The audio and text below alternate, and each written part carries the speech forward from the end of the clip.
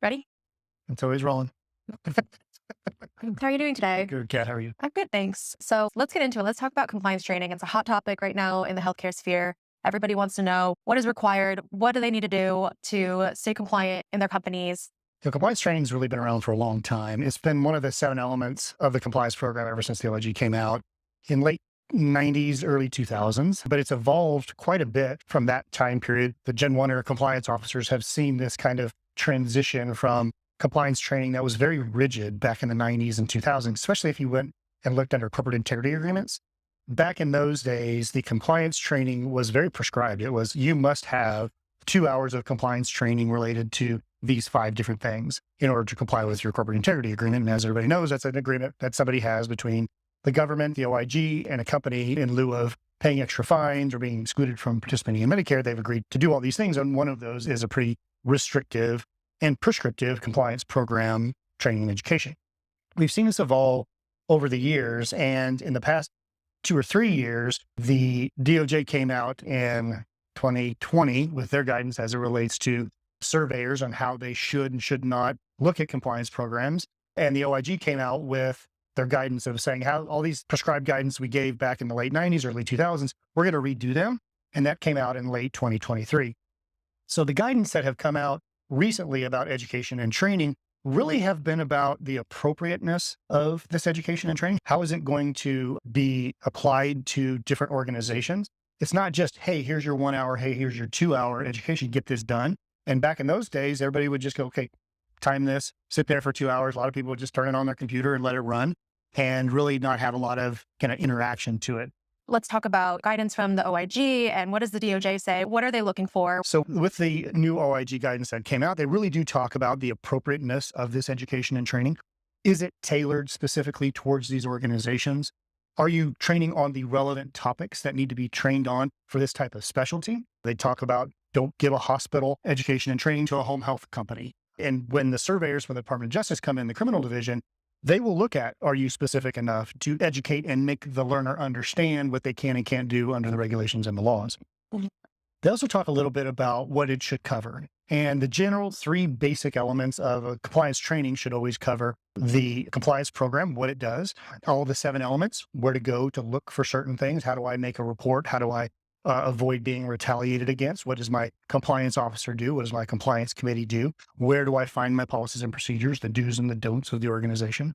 Next, it talks about the relevant laws specific to that organization.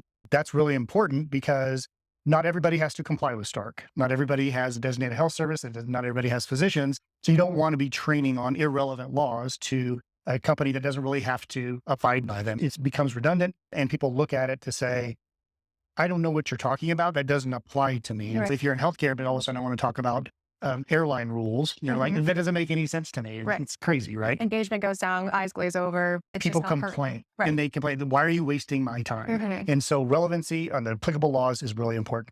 And then lastly, they cover talking about governance. How does a compliance program, how does the governance of the organization work? And who, as an employee, if you're sitting there, who do I go up to? Who controls this thing? Who is responsible for my compliance program? And who do I make that argument to when there's an issue? What kind of structures should people be implementing in their compliance training programs in order to fulfill their requirements? When we talk about additional education and training outside of those basic 3 elements of what they really want you to cover in the OIG, this targeted education and training is really important too. That if there is a compliance issue that has arisen, whether you have a coding issue, you have a billing issue, you have a potential kickback issue, the OIG and the DOJ want to make sure that you have created some specific targeted education and training so that you can address that specific issue. It doesn't have to be part of your 3 basic ones, but throughout that annual training, it's really important to target those issues and make sure that people understand what they can and can't do. Get custom with it. Get customized with it, get very specific to it. If you're a biller coder, we have this fraud, waste, and abuse issue. We have this overcoding issue. We're going to put something together so that you understand as a coder biller what you can and can't do under fraud, waste, and abuse and false claims act violations. And that's a very specific targeted type of education and training. We see a lot of it in marketing as well. Yeah, things are evolving, things are changing over time. They're taking more of a scrutinized look at what the content is that people are actually putting out, making sure that it's poignant for that specific role, and are they abiding by those things? There's also a level of transparency there of this is what we expect of you and this is what you need to be doing to remain compliant in your role and within the organization. With understanding the structure of who do I go to when X, Y, or Z happens, that's also bringing that level of transparency to the organization and really helping build that culture of compliance from the top down. Absolutely. And when the DOJ comes in, one of the things that they based an effective compliance program in, as a matter of fact, they say it's a hallmark of a well-designed and effective compliance program, is how you train and educate on those specific issues, as well as specific training and education so that you can combat, prevent, detect, and mitigate. Those are our three kind of mantras in the compliance department. As long as you can do, that's where you really need to be from your training and education standpoint. Okay. One of the final things that they really talk about from the OIG guidance standpoint, as well as the DOJ, is how do you record? How do you make sure that your employees, contractors, and vendors are all taking the education and training? And I see this a lot in the industry where compliance programs will roll out actually pretty good education and training. They'll even sometimes use the OIG or the DOJ education as being linked, which is always good, but they don't track and trend it. They don't tell you who's done it. They don't put knowledge checks or something in there to show proficiency at it.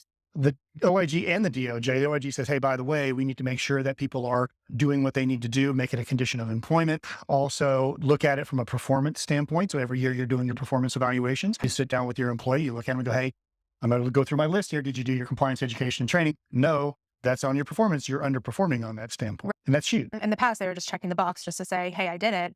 And now they're looking at it and saying, did you do it? And what did you learn from it? So there's that added level of comprehension check with the content that people are absorbing through these training courses.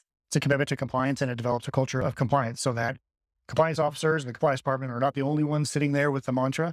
Do this. You got your HR professional, you got your COO, you got your CEO, you have your manager saying, oh, hey, by the way, you didn't do this. This is one of our conditions of employment. And so therefore you must get that done. So really it's important to be able to have those measurement tools and make sure you're tracking and trending them. With all that said, Kat, we have all these requirements, that's a loose term, right? They're not really they're guidance, but use those guidance with the OIG in conjunction with the direction from the Department of Justice and saying, this is how we're going to use our surveyors to make sure you have an effective compliance program. We at Ronan Healthcare Consultants here, we do develop customized training, of which the OIG says, hey, by the way, there's three ways to do your education and training, right? One is internally build it.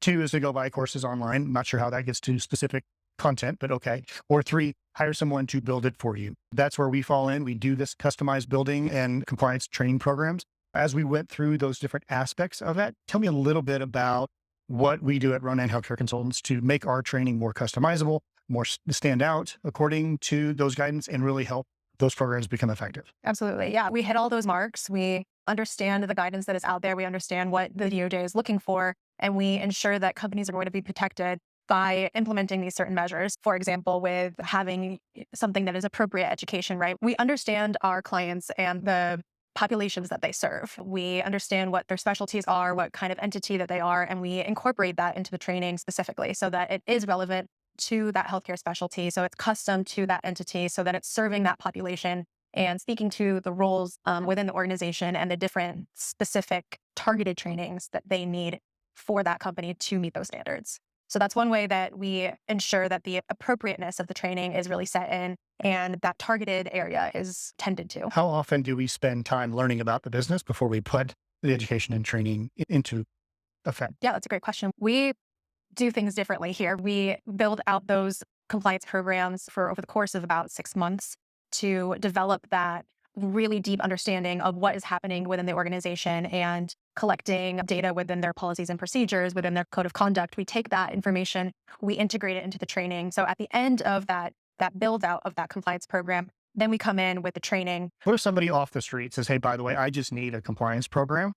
How much time do we spend getting to understand the business and the people within the business? And what steps do we take to ensure that we see the real people in our training and education and show as we develop it who the leadership is and how they talk to it and really understand what that business is? Yeah, so we gather all of that company's information over the course of about 2 weeks, and we are able to take that information and turn it around to them in about 30 days' time. So some of that information includes, again, those policies and procedures, that code of conduct, their mission statement. We offer scripts to their leadership in their company to really buy into the process of developing their training. We can do an audio recording, a video recording of the executive leadership so that they can provide a message to their employees and to all the learners who are taking the courses to say, hey, this is our content, this is our mission, this is what we abide by, this is how we stand together as a company and service our clients in the most beneficial, protected, safe way possible. The DOJ and OIG, we talked about them having targeted approaches to training.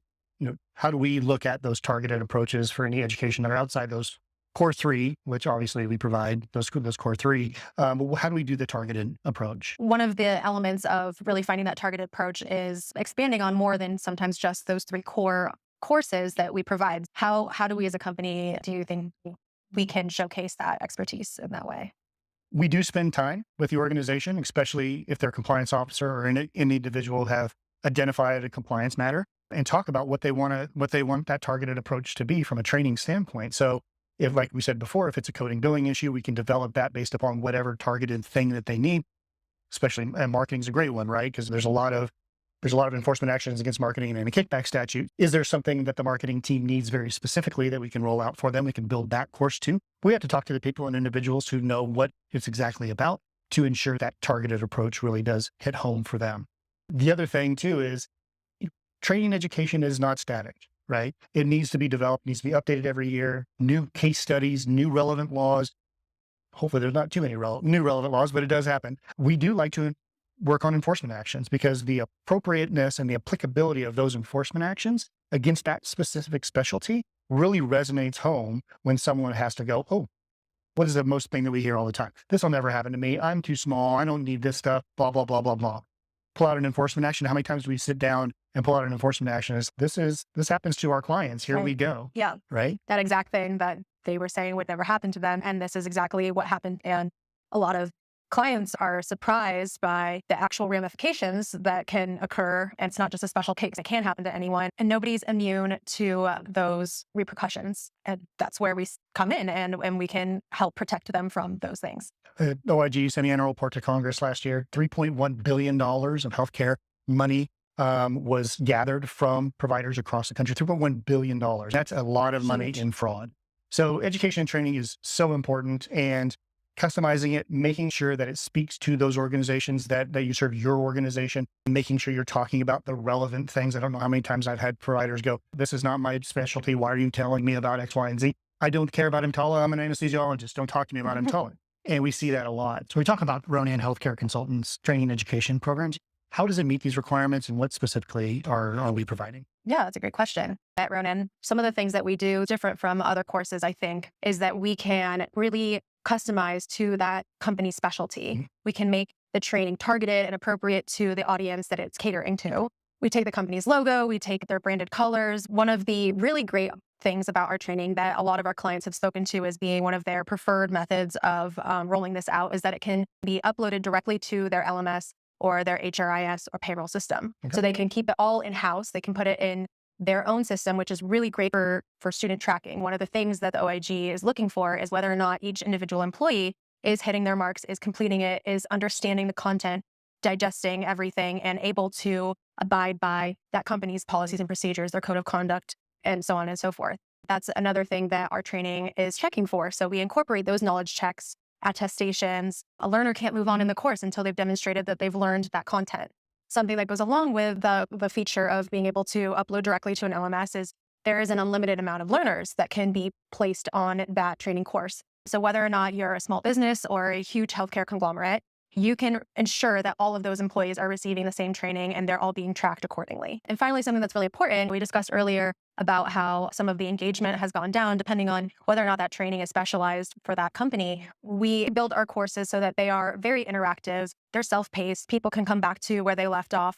There's different functions and features and matching click-throughs that allow a learner to remain engaged to the content throughout the entirety of it. In totality, we really abide by our slogan in the sense that we don't do different things, we do them differently. And I think that's where our compliance training really shines and something that all of our clients have really spoken to. Compliance training is very important within this industry and within healthcare. The OIG and the DOJ spend a lot of time on it. Thank you so much for spending time with me and talking about it. I love talking about compliance. You've provided some great insight into what kind of training we provide. Thank you, Kat. Yeah, absolutely.